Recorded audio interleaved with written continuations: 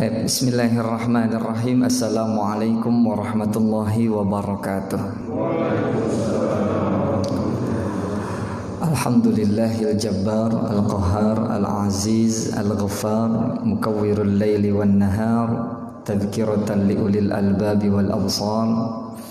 Asyhadu an la ilaha illallah wa asyhadu anna Muhammadar Rasulullah. Allahumma salli wa sallim ala sayyidina Muhammadin wa ala alihi wa sahbihi ajma'in. Qala Allah Ta'ala yas'alunaka madza yunfiqun qul ma anfaqtum min khairin falil walidaini wal aqrabin wal yatama wal masakin wa ibnis sabil وَمَا تَفْعَلُوا مِنْ خَيْرٍ فَإِنَّ اللَّهَ بِهِ عَلِيمٌ. Shadaqallahul azim. Yang sama-sama kita hormati Ketua DKM Masjid Al-Hidayah Klaster Topas Permata Cimanggis.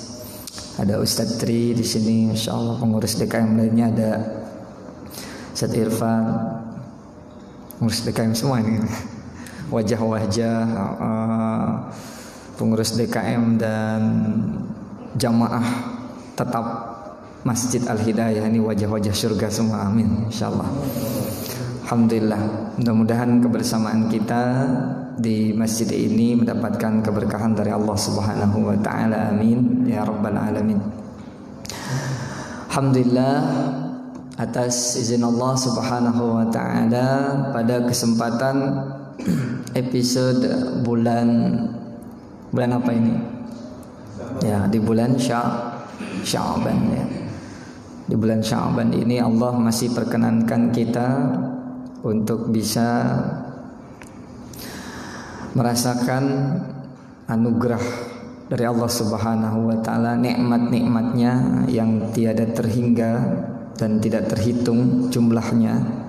Dan nikmat-nikmat yang terbesar, di antara nikmat-nikmat yang terbesar itu adalah apa? Nikmat Islam, nikmat iman.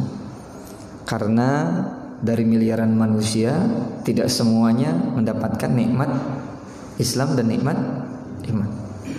Ya, ini patut kita bersyukur kepada Allah dan kita membuktikan kesyukuran kita dengan mari sama-sama kita selalu tingkatkan kualitas ketakwaan kita kepada Allah Subhanahu wa taala. Mudah-mudahan Allah perkenankan kita untuk menjadi hamba-hamba Allah yang saleh, ya, hamba-hamba yang baik perilakunya, baik ibadahnya, baik muamalahnya, dan mudah-mudahan mendapatkan apa? Sa'idun fid dunya wa sa'idun fil akhirah, bahagia di dunia dan bahagia di akhirat, amin ya rabbal alamin.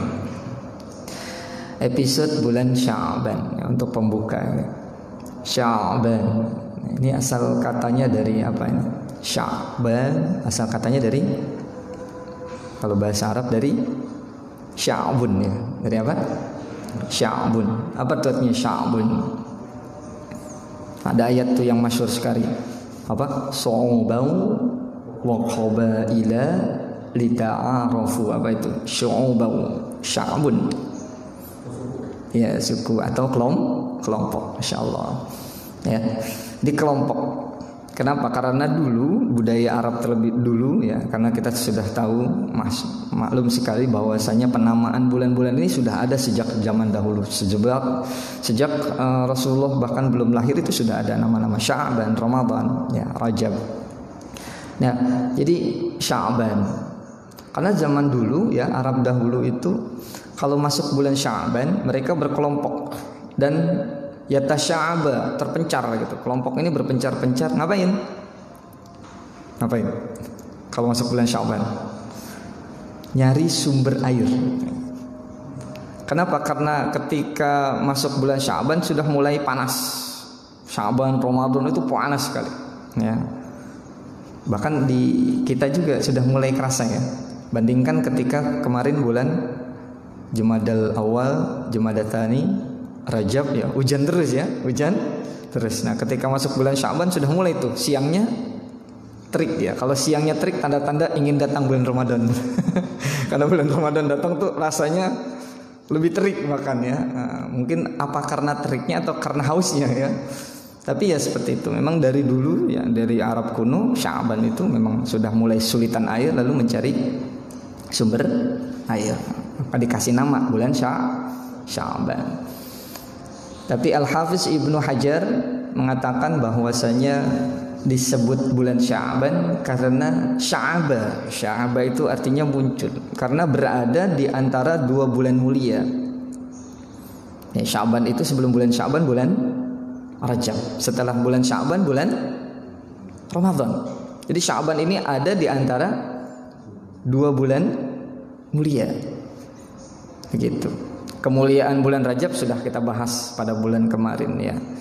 Langsung Allah yang menyampaikan dalam firman-Nya, inna iddatasyuhuri 'indallahi 12 syahran fi kitabillah yauma khalaqas samawati wal ard minha arba'atun hurum. 4 bulan haram, salah satunya bulan Rajab. Nah, kalau kemuliaan bulan Ramadan ya, sudah masyhur sekali, sudah segitu yang disampaikan oleh guru-guru kita. Ya, di antaranya ada malam Lailatul Qadar ya, yang membuat Ramadan itu menjadi mulia salah satunya adalah karena ada malam Lailatul Qadar. Karena semua yang bersentuhan dengan Al-Qur'an akan menjadi mulia. Malaikat yang mendapat tugas untuk menyampaikan wahyu Allah, Al-Qur'an ya. Lalu kemudian malaikat itu siapa namanya? Malaikat Jibril menjadi penghulu para malaikat. Ya, pemimpinnya malaikat namanya Jibril. Ya, gitu. Jadi mulia. Semua yang bersentuhan dengan Al-Qur'an akan menjadi mulia. Itu kan? Ya. Lalu Nabi Muhammad mukjizatnya adalah Al-Qur'an. Maka kemudian Nabi Muhammad sallallahu alaihi wasallam menjadi penghulu para nabi. Penghulu para nabi. Begitu. Ya, khairul bashar. Jadi basyarun la kal bashar gitu kan. Nabi Muhammad itu manusia tapi tidak seperti manusia yang lainnya. Dan bulan diturunkannya Al-Qur'an menjadi bulan penghulu para bulan ya. Sayyidus syuhur, sebaik-baiknya bulan. Jadi semua yang bersentuhan dengan Al-Qur'an akan menjadi mulia. Jadi kalau ingin mulia di mata Allah ya, di mata manusia, di dunia, di akhirat ya, dekatkanlah dengan Al-Qur'an. Insya Allah. Jadi bulan Sya'ban itu berada di antara dua bulan mulia. Lalu kemudian apakah bulan Sya'ban itu tidak memiliki keutamaan? Ada dalam hadis yang sahih ya, bisa dicek di Sahih Muslim. Sanadnya langsung dari istri Rasulullah ya, yang menjadi saksi melihat langsung Rasulullah. Siapa? Dia Aisyah. Menjadi saksi melihat langsung Rasulullah itu kalau di bulan Sya'ban itu puasanya, kuantitasnya ya, jumlah puasanya itu jauh lebih banyak dibanding bulan-bulan yang lain. Tentu di luar bulan Ramadan ya, karena bulan Ramadan 1 bulan penuh. Tapi dibanding bulan-bulan yang lain, Syawal, Dzulqa'dah, Dzulhijjah, Muharram, Safar, Rabiul Awal, Rabiul Tsani, Jumadal Ula, Jumadal Tsaniyah, Rajab, itu jumlah puasa beliau di bulan Sya'ban itu sangat banyak sekali.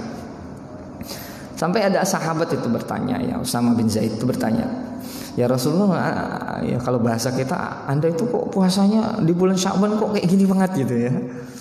Ya, banyak banget gitu. Dan aku tidak pernah melihat engkau di bulan lain tidak ya seperti ini, tidak. Kenapa? Lalu apa kata Rasulullah? Yaitu karena bulan ini ya, bulan Sya'ban ini berada di antara dua bulan mulia, sehingga banyak manusia yang lalai di bulan Sya'ban. Ya, dianggap Sya'ban itu biasa-biasa saja. Jadi bulan Rajab banyak yang ibadah karena bulan haram. Bulan Ramadan wah bulan suci. Akhirnya di bulan Sya'ban santai-santai saja. Lalu kata Rasulullah ya, ya padahal di bulan Sya'ban ini ada momen di mana Allah mengangkat amal ibadah kita, ya, amal perbuatan kita di bulan Sya'ban. Ya, ini hadisnya hadis hasan, ada dalam kitab dalam riwayat Imam An-Nasa'i. Ya, itu diangkatnya amal perbuatan manusia, dan aku ingin ketika amal perbuatanku itu diangkat, aku dalam keadaan puasa, kata Rasulullah. Ya. Nah, ini. Jadi memang bulan Sya'ban ini juga memiliki keutamaan. Bahkan para ulama itu dalam kitab Lataiful Ma'arif itu mengatakan bahwa apa? Kenapa kok kita diajarkan dan dianjurkan, bahkan dicontohkan langsung oleh Rasulullah untuk memperbanyak amal ibadah di bulan Sya'ban? Kenapa kira-kira? Agar nanti ketika bulan Ramadan datang itu tidak kaget. Ya. Jadi sudah ada tryoutnya ya, sudah ada tryout. Jadi kalau dibayangkan bulan Ramadan itu seperti ujian kenaikan kelas ya bagi anak-anak kita, atau ujian nasional, kan sebelumnya ada tryout dulu ya, ada uji coba dulu, ada ujian harian, ada ujian tengah semester sebelum masuk ujian akhir semester. Ya macam gitulah.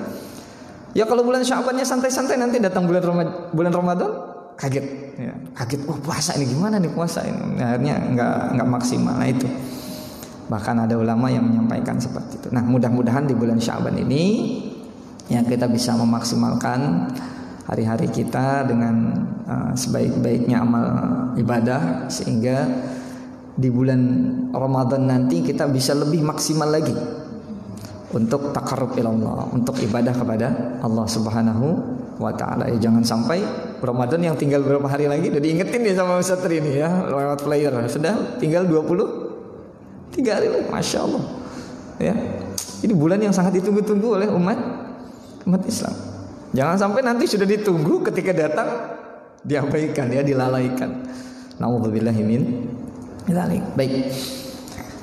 Sebelum kita masuk ke bab ke-29 ya, melanjutkan dari apa yang kita bahas pada bulan yang lalu, mari sama-sama kita membaca surah Al-Fatihah yang pertama untuk muallif hadal kitab ya, Syekh Imam An-Nawawi Ad-Dimashqi, dan juga para ulama yang telah menjadi wasilah kebersamaan kita di masjid ini, diantaranya juga Abuya Kiai Al-Hajj Abdullah Yaqub. Jadi saya ngaji kitab Riyadhus Shalihin sama ayah saya sendiri ya, yang juga sudah mendahului kita, dan juga para ulama yang lainnya ya. Mudah-mudahan orang-orang baik, para ulama, para salafus saleh yang sudah mendahului kita semuanya mendapatkan posisi yang terbaik di sisi Allah Subhanahu wa taala, dan kita yang melanjutkan perjuangan estafet dakwah mudah-mudahan diistiqomahkan oleh Allah senantiasa dalam kebaikan dan kebenaran, dan kelak ketika Allah memanggil kita, mematikan kita, mudah-mudahan kita mati dalam husnul khatimah dan berkumpul bersama orang-orang saleh di surganya Allah Subhanahu wa taala. Dan apa yang kita kaji mudah-mudahan menjadi ilmu yang barakah, ilmu yang manfaah, membawa kebaikan di dunia dan di akhirat. Al-Fatihah. A'udzubillahi minasyaitonir rajim. Bismillahirrahmanirrahim. Alhamdulillahirabbil alamin. Arrahmanir rahim. Maliki yaumiddin. Iyyaka na'budu wa iyyaka nasta'in. Ihdinas siratal mustaqim. Siratal ladzina an'amta 'alaihim ghairil maghdubi 'alaihim waladdallin. Rabbighfir lana. Bab yang ke-29 adalah apa? Babun fadli qada'i hawaijil muslimin. Kalau arti letterlexnya adalah bab tentang keutamaan menyampaikan hajat-hajat kaum muslimin. Kalau diterjemahkan bebas apa? Memenuhi kebutuhan umat Islam. Ya, tapi saya pakai bahasa aslinya ya, hajat, supaya kita ini faham bahasa Arab ya, faham bahasa Arab.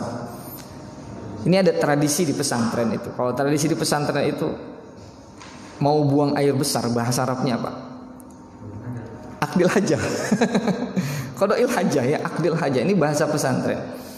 Kenapa? Karena memang ada dalam banyak kitab itu akdil hajah, itu banyak akdil hajah. Ya. Nah, ini bahasa halus sebenarnya akdil hajah. Padahal qadail hajah itu artinya bukan buang air besar saja. Qada'il hajah malah jadi judul ini, qada'i hawaijil muslimin. Masa buangin air besar ke umat Islam? Tidak. Jadi ini kita harus memahami struktur bahasanya. Jadi bahasa Arab itu tergantung kondisi ya. Jadi kondisional sekali.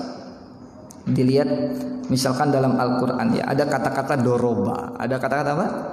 Doroba. Kalau buka kamus, doroba artinya apa?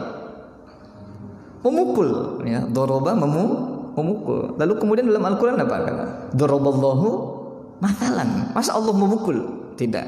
Tapi doroba di sini artinya memberi perumpamaan.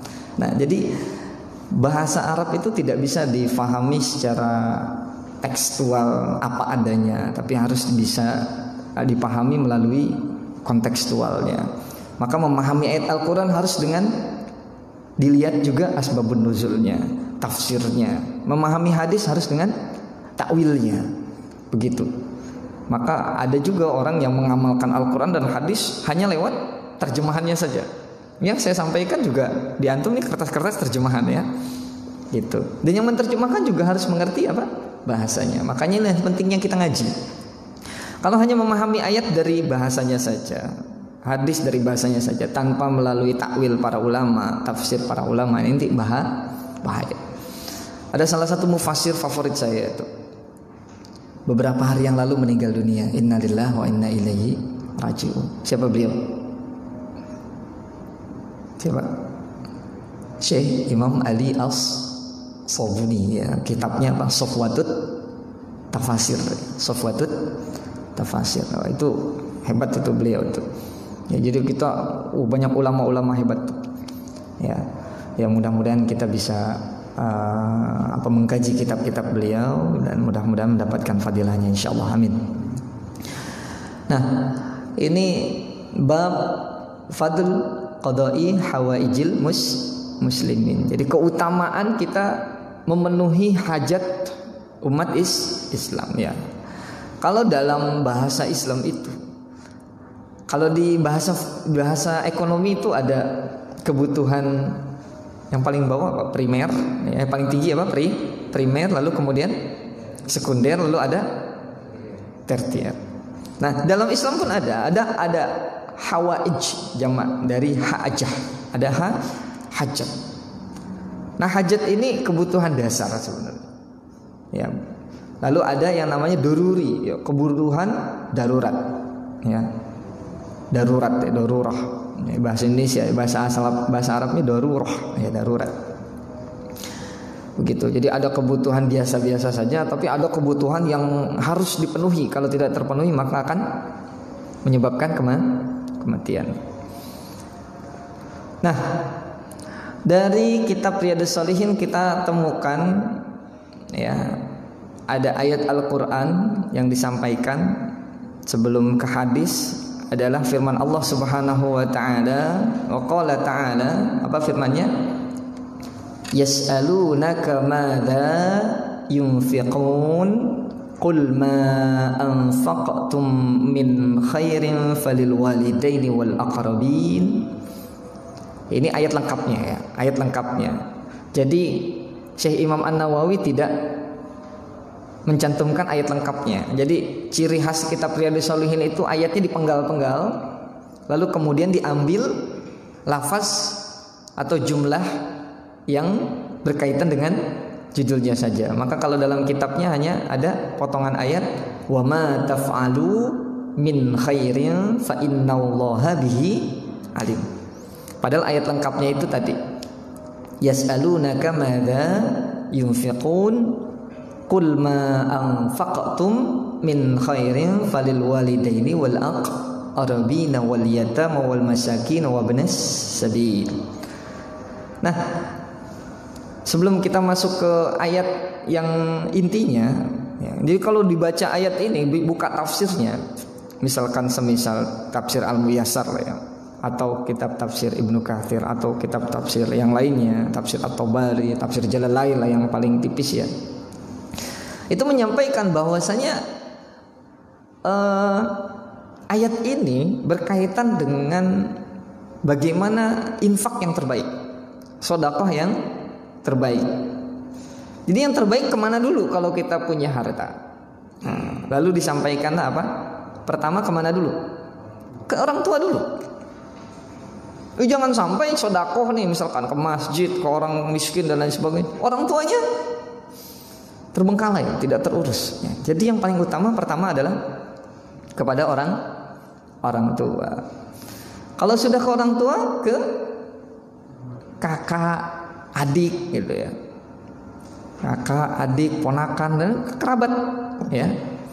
Ke anak ya, ke anak sendiri dan seterusnya. Setelah itu baru kemudian ke anak-anak yatim. Ya. Setelah dari anak-anak yatim baru ke orang-orang miskin. Gitu. Ya. Lalu kemudian baru kepada ibnus sabil. Nah, ini tartibnya seperti itu. Tartibnya seperti itu. Jangan sampai kebalik ya, kebolak-balik. Ya, rajin sedekah ke sana-sana tapi adiknya, kakaknya, anaknya tidak terpenuhi hajat-hajatnya. Nah, itu. Jadi untuk menyampaikan hajat kita, kebutuhan itu ya ada prioritas ya. Paling utama siapa? Orang tua. Nah, itu bagi yang bujangan.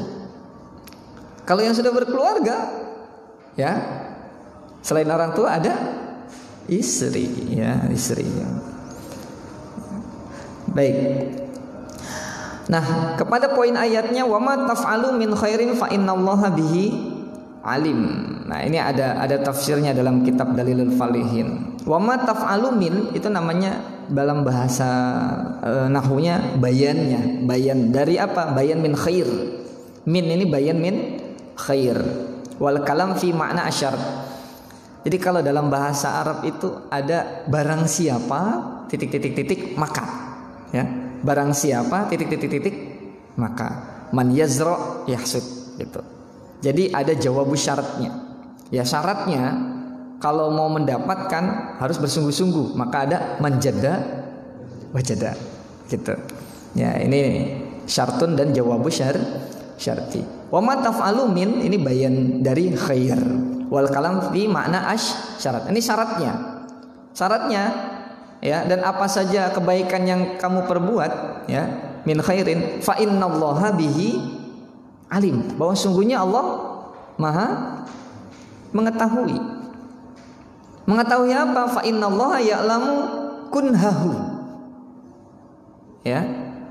Jadi kita mau melakukannya diam-diam ataupun jahar ditunjukkan, ya Allah tahu. Mau kebaikan itu kecil ataupun besar, Allah tahu.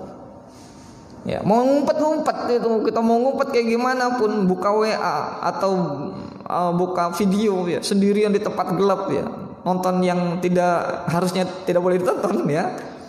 Nah, ini Allah tahu. Kita mau menampakkan kesolehan kita di masjid, tapi kemudian di luar masjid kita tidak soleh, Allah tahu. Kita sembunyikan dalam hati, Allah tahu. Nah, itu gitu. Ya. Dan Allah akan apa? Wa yuwaffi thawabahu.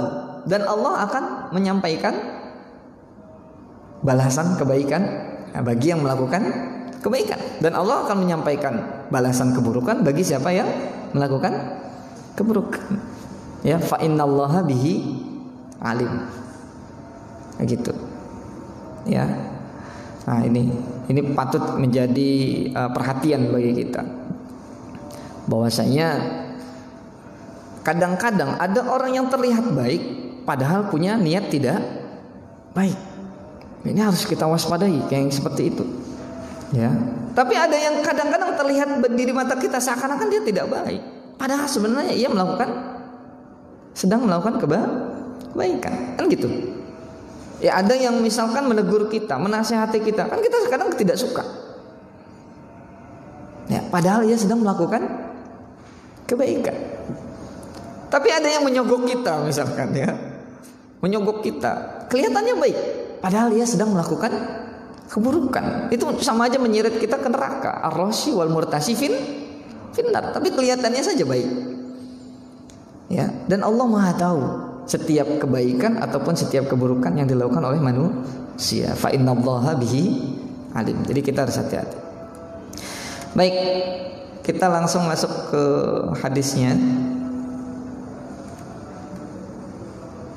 Wah, ini hadisnya saya tidak munculkan, langsung ke syarah hadisnya ya. Baik, matan hadisnya adalah wa ani bin Umar radhiyallahu anhuma anna Rasulullah sallallahu alaihi wasallam qala al muslimu akhul muslim la yazlimuhu wa la yuslimuhu man kana fi hajati akhihi kana Allah fi hajatihi wa man farraja an muslimin kurbatan farrajallahu anhu biha kurbatan min kirabi yaumil qiyamah wa man satara musliman satarahullahu yaumal qiyamah. Ya, begitu. Apa artinya? Bisa dibaca di situ ya. Ini hadis riwayat dari Ibnu Umar radhiyallahu anhuma bahwasanya Rasulullah sallallahu alaihi wasallam bersabda, apa sabdanya? Seorang muslim itu adalah saudaranya orang muslim lainnya. Nah, ini ada syarahnya. Saya bacakan ya syarahnya itu. Maksudnya apa? Qala ya, muhridan. Muhridan itu artinya motivasi. Ya, penyemangat. Ala asbabit ta'aluf. Ada hal-hal yang bisa menyebabkan kebersatuan umat Islam, kebersatuan kaum mukminin. Ya. Motivasinya apa? Motivasinya adalah al-muslimu akhul muslim. Muslim itu adalah saudaranya muslim. Gitu. Ya, jadi kita bersaudara gitu. Ya, apapun partainya kita bersaudara. Apapun ormasnya kita bersaudara. Apapun mazhabnya kita bersaudara. Ini penting. Ya. Kenapa kau bersaudara? Di sini disyarah kita. Li ijtima'ihima fi hiyatatil Islam. Kalau bisa digambarkan, ya apa itu kan artinya jahitan ya. Ya kalau bisa digambarkan seperti pakaian ya, pakaian yang kita pakai. Misalkan hanya kancingnya saja itu nggak bisa dipakai. Atau nggak ada kancingnya terbuka, tidak nyaman. Kerahnya tidak ada, ya nggak nyaman juga. Atau kainnya lengkap, kancingnya ada, tapi belum dijahit, nggak ada benang, tidak ada jarum dan lain sebagainya, ya kan nggak nyaman juga. Jadi apapun posisinya umat Islam, akhul muslim, ya, posisi kita adalah bersaudara dalam rajutan ukhuwah Islamiyah. Bahkan di sini dikatakan kal akhawaini al mujtami'aini fil abawain, seperti saudara kandung, satu bapak satu ibu. Au fi ahadihima, atau saudara seibu atau saudara sebapak. Kan ada saudara seibu, ada saudara sebapak, ada saudara seibu dan sebapak. Ya seakan-akan seperti itu. Bayangkan kalau ketika adik kita dizolimi atau kakak kita dizolimi, lalu kita diam saja. Wah, kan rasanya dia tidak memiliki ukhuwah. Ya sama halnya ketika ada orang Islam dizolimi, kita biasa-biasa saja, ini bermasalah, berarti keimanan kita, keislaman kita itu bermasalah. Sudah banyak kasus, sudah banyak permasalahan ketika kita dapati sesama umat Islam dizolimi. Ada ustadz dizolimi, ada kiai dizolimi, ada habib dizolimi, ada ulama dizolimi, ada wanita muslimah dizolimi. Lalu kemudian diam saja, tidak merasa apapun, biasa-biasa saja. Berarti ada pertanyaan kualitas keislaman dan keimanannya. Kenapa? Karena al-muslimu akhul muslim. La yazlimuhu. Ya, la yazlimuhu itu artinya apa? Janganlah ia menganiaya saudaranya itu. Jadi dengan orang Islam tidak boleh menganiayanya. Ini kan kacau ya. Bulan kemarin kita sudah bahas ya, dilarang membuka aib sesama kaum muslimin. Zaman sekarang gak cuma buka aib, sama-sama orang Islam saling melukai. Mulainya dari mencela, di medsos, padahal sama-sama orang Islam. Coba bayangkan, sama-sama orang Islam tuh memaki lewat medsos. Bahkan di jalan kalau ketika sudah keserempet dan lain sebagainya, padahal sama-sama orang Islam misalkan itu maki-makian dan lain sebagainya, kacau sekali. Ya, berarti memang kadar kualitas keislaman kita, ya, keimanan kita kalau memang seperti itu berarti bermasalah betul. Ya, kriminal betul itu. Karena sesama saudara saja seperti itu. Ya. La yazlimu di syarah di sini binaqsi haqqihi. Salah satunya adalah dengan mengurangi haknya. Ya, kalau kita jadi pejabat, ya, tidak boleh mengurangi hak rakyat. Ya, kalau kita punya amanah untuk menyampaikan hak tersebut, ya jangan dikurangi. Jadi korupsi lah misalkan. Atau misalkan kita bekerja di perusahaan, punya jam kerja 10 jam. Lalu kita datang terlambat. Itu mengurangi hak. Karena yang punya atau atasan kita itu kan sama-sama muslim misalkan. Nah, ini bahaya. Ya, tidak boleh. Ya, atau dengan istri, ya, mengurangi haknya. Ini jatah bulanannya saya potong nih ya. Ini mengurangi haknya. La yazlimuhu wala yuslimuhu, dan juga jangan yuslim, ya. Yuslim itu kan Islam. Islam itu artinya apa sih? Islam itu artinya apa? Islam, agama Islam. Islam itu artinya apa? Berserah diri. Nah, berserah diri.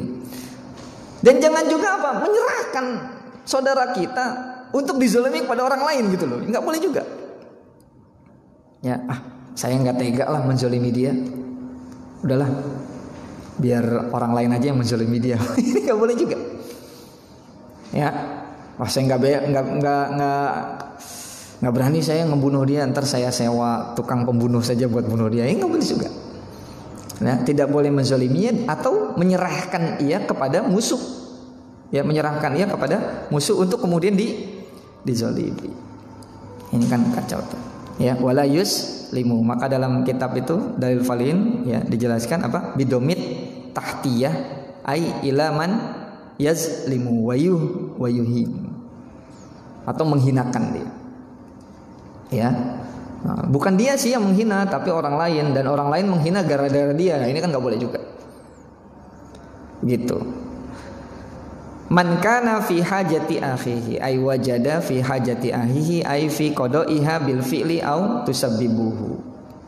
Ya, kita menjadi wasilah kebaikan atau kita melakukan kebaikan itu langsung kepadanya. Jadi kita langsung bantu dia atau kita ngasih wasilah sehingga ia mendapatkan kebaikan. Contoh misalkan gini, bro, ane punya utang nih, boleh ane minta bantuan sama ente, gimana, bisa nggak? Waduh, kita dalam hati mungkin mikir, aduh, saya juga punya utang ini belum lunas, gimana cara bantu dia?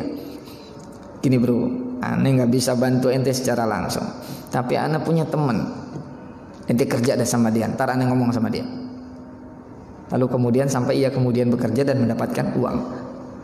Nah, itu yusabibu namanya. Ya, yusabibu. Tidak dia yang langsung memberi bantuan, tapi ia menjadi sebabnya. Begitu. Ya. Begitu. Jadi seorang muslim itu adalah saudara muslim yang lainnya. Maka janganlah ia menganiaya saudaranya itu, dan jangan pula menyerahkan kepadamu musuh. Ya, begitupun dalam hal keburukan, enggak boleh kita begitu. Saya tidak mencelakai dia, ya, tapi gara-gara dia tercelaka gitu. Ya, misalkan nih kita tidak suka dengan orang lain, lalu kemudian kita sebar, kita viralkan lewat medsos sehingga ia terhinakan. Lalu dia bingung, kok masyarakat bisa tahu aib saya dari mana? Padahal dari temannya sendiri, nusuk dari belakang. Nauzubillahi min dzalik. Ya, kayak gitu. Ya, itu namanya pagar makan. Oh, hebat banget, pagar bisa makan tanaman. Kalau kambing makan tanaman, pagar makan tanaman. Baik, kita sambung dulu. Ya. Kana Allahu fi qada'i hajatihi. Ya. Dalam hadis ini Allah pakai Rasulullah pakai apa? Kalimat hajah. Hajah itu padahal hajah itu adalah kalimat mufrad. Jamaknya adalah hawaij. Kenapa kok pakai kalimat mufrad? Padahal umat Islam memiliki banyak kebutuhan, tapi hanya disebut misalnya kebutuhan saja, bukan kebutuhan-kebutuhan. Kenapa? Karena kalau lihat kaidah dalam bahasa, jadi gini. Ada al-qawaid al-usuliyah al-lughawiyah. Ada al-qawaid al-usuliyah at-tasyri'iyah. Jadi sebelum kita membahas tentang kaidah syariat, itu para ulama itu belajar dulu al-qawaid al-usuliyah al-lughawiyah. Ya. Tentang struktur bahasa, khususnya bahasa Arab. Dalam itu ada yang disebut dengan lafaz umum, ya, lafaz umum. Dan lafaz umum memiliki beberapa ciri. Ciri diantaranya adalah ada yang disebut dengan nakirah atau ma'rifah. Oh, ini pembahasan usul fikih ya. Dalam bahas apa? Al-qawaid al-usuliyah al-lughawiyah. Jadi kata-kata hajatihi ini al-mufrad al-mudhaf lil umum faya ummu al-ukhrawiyah wad dunyawiyah.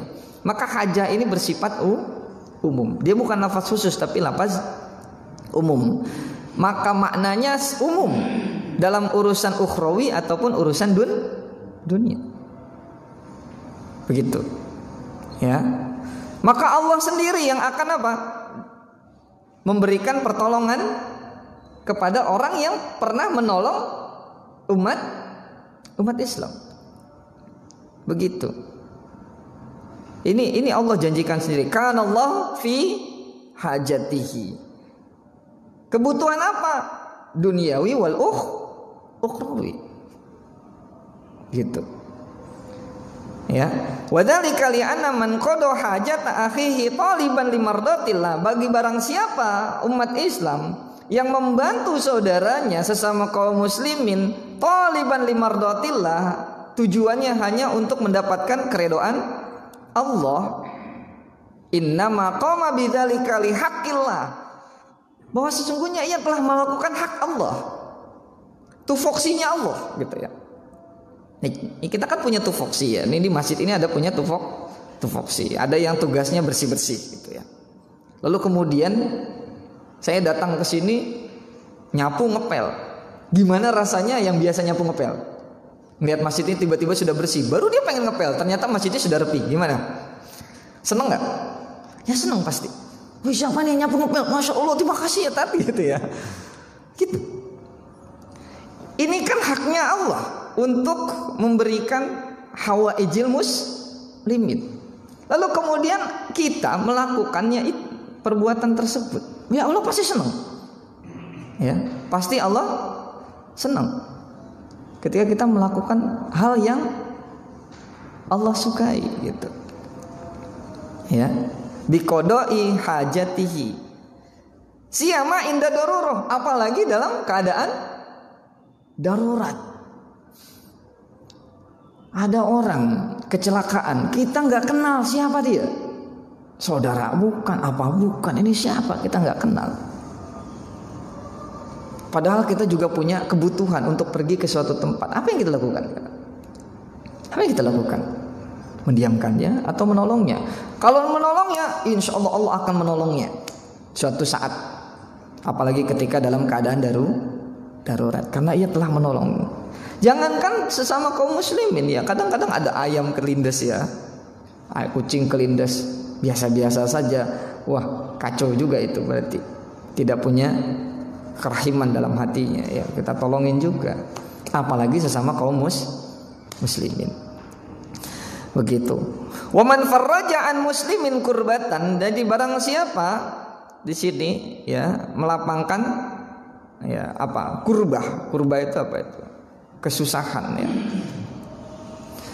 Bintizari alaihi au tashfi'a indahum fi dzilladin. Contohnya adalah apa? Dalam hal ad-dain, dalam hutang piutang. Nih syarahnya begitu. Dalam hal hutang piutang, ada orang kesusahan lalu kemudian datang ke kita pengen ngutang. Lalu tiba jatuh tempo. Apa kira-kira yang kita lakukan? Ngingetin kan? Bang, kalau nggak salah nih ya, Antum punya utang sama anak sekarang udah jatuh tempo nih, ada catatannya nih. Di WA juga ada. Oh iya, nih maaf. Aneh belum punya uang ya untuk bayar utang. Kira-kira kita sesama saudara itu gimana? Ya sudahlah, gampang, bisa diatur itu. Intizar. Ngasih waktu tambahan. Bahkan kalau bisa tusfa, dikasih syafaat, dikasih kekurangan. Ya sudahlah, antum kan punya hutang 2 juta sama anak, antum cukup bayar 1 juta saja, kita kan saudara gitu. Senang pasti itu. Jadi itu yang dianjurkan dalam Islam. Itu contohnya saja.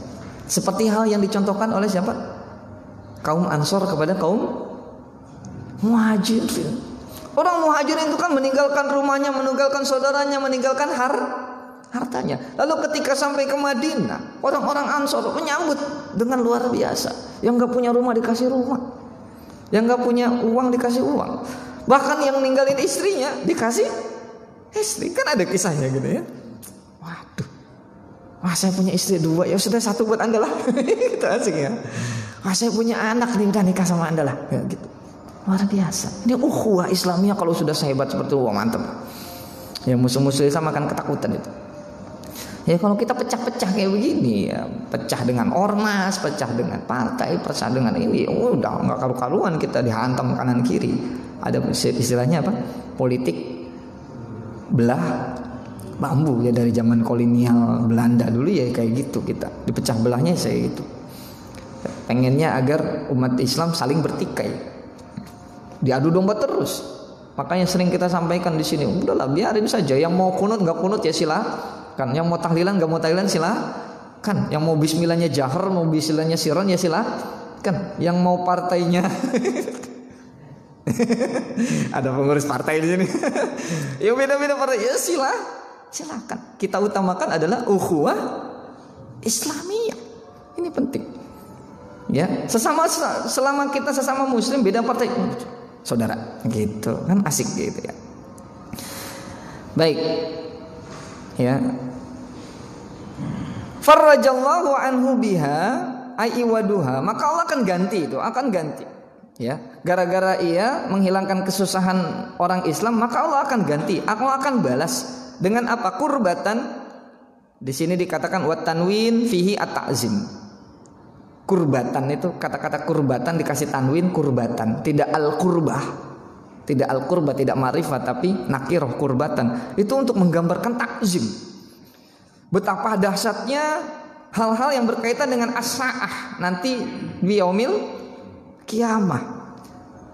Allati tuzhilu itu mencengangkan kita ini nanti kalau ketika datang hari kiamat ya.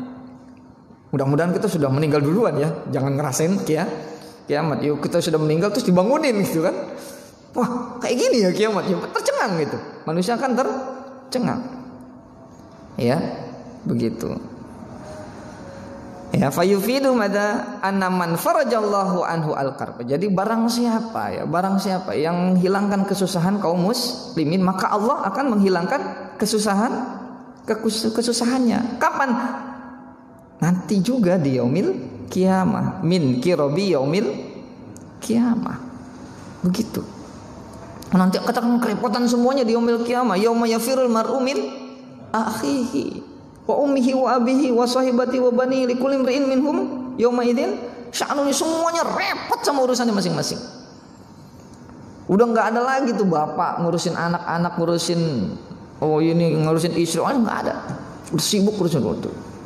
Ketika orang sudah pada linglung, udah kacau balau gitu, gara-gara kita di dunia suka membantu sesama kaum muslim, nanti Allah akan berikan bantuan. Tenang saja ya, tenang saja. Waktu itu kan kita pernah bahas hadisnya. Nanti ada sekelompok orang wajahnya bercahaya berkumpul dengan orang-orang itu. Orang-orang pada sedang merasa kegelapan, tabrak-tabrakan sana sini, injak sana injak sini. Karena Allah sudah memberikan pertolongannya, kemudahannya. Kenapa? Karena di dunia dulu sering mempermudah orang lain sesama kaum muslimin. Begitu. Ya. Wa man satara musliman, dan barang siapa yang apa? Satara, apa yang satar?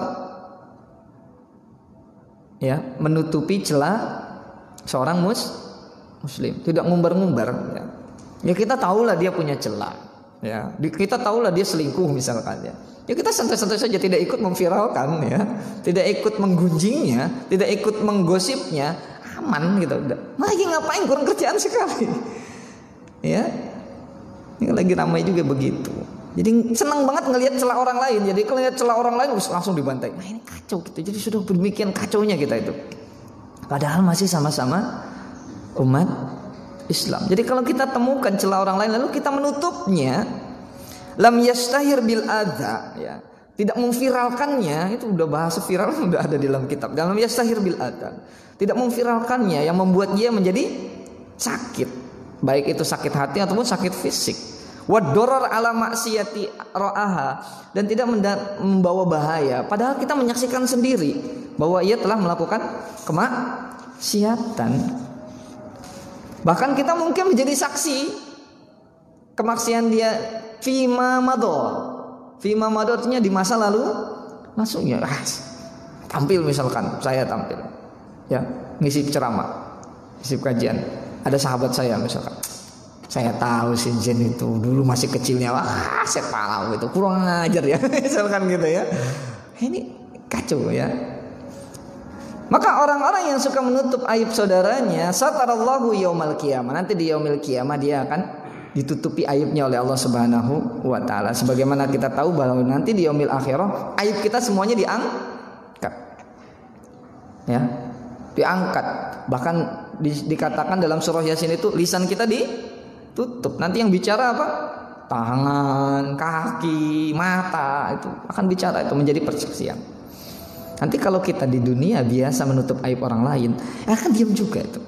Tidak dibuka aib kita, masya Allah, oleh Allah Subhanahu Wa Taala. Ini hadis muttafaqun alaih, ini hadis sahih sekali. Satu lagi hadisnya, ya kita percepat saja, langsung kita baca artinya saja. Hadis dari Abu Hurairah radhiyallahu anhu dari Nabi Shallallahu Alaihi Wasallam bersabda, barang siapa yang melapangkan suatu kesusahan dari beberapa kesusahan seorang mukmin di dunia, maka Allah akan melapangkan untuknya suatu kesusahan dari berbagai kesusahan pada hari kiamat. Ini hadisnya mirip-mirip dengan hadis yang pertama. Ya, gitu. Karena kan umat Islam itu kan pikirannya tidak hanya dunia, tapi juga akhirat. Maka bahaya sekali kalau ada orang Islam tidak percaya yaumil kiamat, tidak percaya hari pembalasan. Kan ada juga yang begitu. Ngakunya orang Islam tapi tidak percaya hari kiamat. Ini bahaya. Kalau orang Islam percaya hari kiamat, maka ia akan berhati-hati hidup di dunia. Kenapa? Karena setiap hal yang ia lakukan di dunia akan ada balasannya fi yaumil kiamat. Begitu. Barang siapa yang memberikan kemudahan kepada seorang yang kesukaran, maka Allah akan berikan kemudahan padanya di dunia dan di akhirat. Ya. Barang siapa yang menutupi celah seorang muslim, maka Allah akan menutupi celahnya di dunia dan di akhirat. 3. Yang keempat, Allah itu selalu memberikan pertolongan kepada hambanya selama hamba itu memberikan pertolongan kepada saudaranya. Ya. 4. Yang kelima, barang siapa yang menempuh suatu jalan untuk mencari suatu ilmu pengetahuan, maka Allah akan memudahkannya untuk jalan menuju ke surga. Ya, 5. Lalu kemudian poinnya, tiadalah sesuatu kaum itu berkumpul dalam sebuah rumah dari rumah-rumah Allah, yakni masjid, untuk membacakan kitab Allah, yakni Al-Quran, juga mentadarusnya antara mereka itu membaca secara bergantian, melainkan turunlah kepadanya ketenangan hati. Ini kan biasa kita lakukan ya. Liko ya, baca Quran dulu. Nanti Ramadan juga kadang begitu, bikin lingkaran lalu kemudian baca bergantian. Ini namanya tadarus. Ya, jadi ada dalilnya. Ngapain kamu baca Quran keliling-keliling? Nah, ini dalilnya. Dalil tentang tadarus itu. Nanti kalau yang suka tadarusan seperti itu, hatinya lapang. Kayak anak santri itu setiap habis sholat pasti tadarus. Muter, yang satu baca, yang satu nyimak. Belum selesai, tiba-tiba habis waktunya. Ya besok gantian. Nanti sholat zuhur berarti gantian, asar gantian, terus sampai dapat semua dalam satu kelompoknya. Untuk ya begitu. Ya. Dan akan diberikan apa? Kerahmatan oleh Allah Subhanahu wa taala, juga diliputi oleh para malaikat, dan Allah menyebutnya, membicarakan mereka di kalangan makhluk yang ada di sisinya. Nah, barang siapa yang memperlambat oleh amalnya sendiri, ya memperlambatkan oleh amalannya sendiri, maka ia tidak akan dipercepat untuk keturunan darahnya, yaitu bahwa kebahagiaan itu tergantung pada amalan diri sendiri dan bukan karena darah ningrat atau keturunan. Ini kadang-kadang kan ada membangga-banggakan nasab, ya darah biru dan lain sebagainya. Ini dalam Islam tidak ada seperti itu. Maka disyarah oleh Imam An-Nawawi hadis ini, ya karena kalau hadis Bukhari yang syarah siapa? Imam Ibnu Hajar Al-Asqalani, kitabnya apa? Fathul Bari. Nah, kalau Sahih Muslim syarahnya siapa? Ya syarahnya adalah yang menyusun Imam An-Nawawi, yang menyusun kitab Riyadhus Shalihin juga. Ya. Maka beliau menjelaskan nafasal qurba artinya azalaha. Wah, ini kelewat ya, hadis Asani ya. Nah, ini. Waduh, lewat. Ya, jadi syarahnya panjang ini syarahnya, tapi saya tidak sampaikan ya karena syarahnya itu syarah hadis ini panjangnya itu 5 kali dari panjangnya hadis ini ya. Jadi berslide-slide ya. Jadi saya hanya ambil sedikit saja dari syarah Sahih Muslim. Nafasa qurba artinya azalaha, menghilangkannya.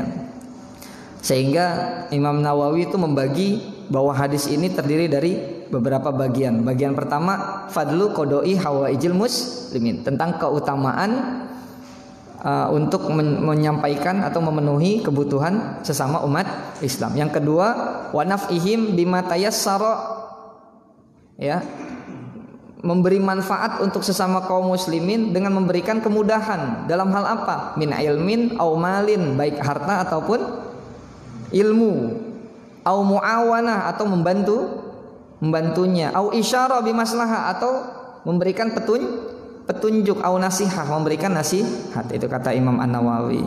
Poin yang ketiga adalah wa fadli satri alal muslimin, keutamaan untuk menutup celah sesama kaum muslimin. Dan yang keempat apa? Wa fadli inzoril mu'sar. Jadi kalau ada orang yang kesulitan ya dibantu. Wa fadli al-masyi fi talabil ilmi, keutamaan untuk mencari ilmu. Ini kita melakukan hal kajian seperti ini ya. Masuk dalam hadis ini. Yang kelima, wa fi anna man kana ilmuhu naqison ya. Ya ini bagi mereka yang memiliki ilmu yang kurang. Jadi ada orang ilmunya kurang ya kita kasih ilmunya. Begitu. Ya. Ya, sementara itu dulu, mungkin ada pertanyaan atau hal yang perlu kita diskusikan. Fadhal. Jadi hadisnya cuma 2 ya, tapi panjang. Fadhal Ustaz.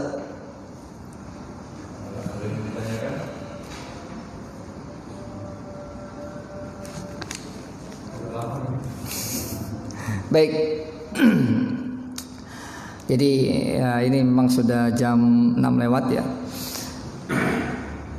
Mungkin sebelum kita akhiri ya pengajian kita, dan setelah ini kita ada tasyakuran ya, alhamdulillah. Jadi sebelum kita akhiri pengajian kita, ini sering kita sampaikan di majelis ini, kita bolehlah berbeda. Ya, kita bolehlah berbeda. Dalam hal apapun kita boleh berbeda. Likulli ra'sin ra'yun, setiap orang punya kepala dan setiap kepala punya pendapat. Yang tidak boleh adalah kita merasa yang paling benar. Ini bahaya, ujub, sombong. Ini penyakit-penyakit yang bikin bahaya kita. Ketika kita misalkan masuk ke sebuah ormas, ataupun masuk ke sebuah partai, atau kita masuk ke dalam pemahaman atau keyakinan sebuah mazhab, lalu kita menganggap diri kita yang paling benar, ini bahaya. Karena wallahu a'lam bishawab, hanya Allah yang maha tahu hakikat sebuah kebenaran. Jadi kebenaran yang kita ciptakan itu adalah kebenaran yang nisbi, yang sifatnya masih zonni.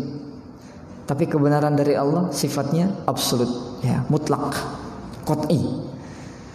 Maka ketika kita berbeda, biarkan saja, selama perbedaan itu bersifat furu'iyah. Bersifat apa? Furu'iyah. Selama perbedaan itu bersifat furu'iyah, kita harus toleransi. Jangan sampai kemudian kita kasih toleransi kepada orang yang berbeda dalam masalah qat'iyah. Ada orang sholat subuhnya 4, Kita toleransi sajalah. Dia kan ngakunya masih Islam, tapi subuhnya 4, biarin sajalah. Ini nggak benar. Ini nggak benar. Ini prinsip yang boleh kita perangi yang kayak begini nggak apa-apa. Ya, Islam sudah bilang miras itu haram. Yang ngomong siapa? Orang Islam. Udah biarin aja lah. Masih orang Islam. Ya nggak benar ini nggak benar. Ini toleransi yang kebablasan. Ya miras sudah jelas keharamannya. Ya kalau ada yang bilang halal, ya tentang. Ya begitu. Tapi kalau masih sifatnya furu'i, ya masih sifatnya yang masih abu-abu, ya sudah, tidak masalah. Ya seperti masalah-masalah furu'i ya ada misalkan di bulan Sya'ban ada yang melakukan nisfu Sya'ban, ya kan? Di bulan Rajab ada yang mengadakan peringatan Isra Mi'raj. Ada yang meninggal, kadang kan musim meninggal, lalu kemudian jadi musim tahlilan. Sudah, hal-hal seperti itu ya toleransi saja, nggak masalah. Karena itu hanya sifat furu'iyah. Tapi kalau sudah prinsipil, syahadatnya beda, wah sini kita berangi saja ya. Tidak ada toleransi. Oh syahadatnya beda, tapi dia ngakunya Islam, wah nggak bener itu. Ya, kayak gitu. Jadi itu prinsipnya.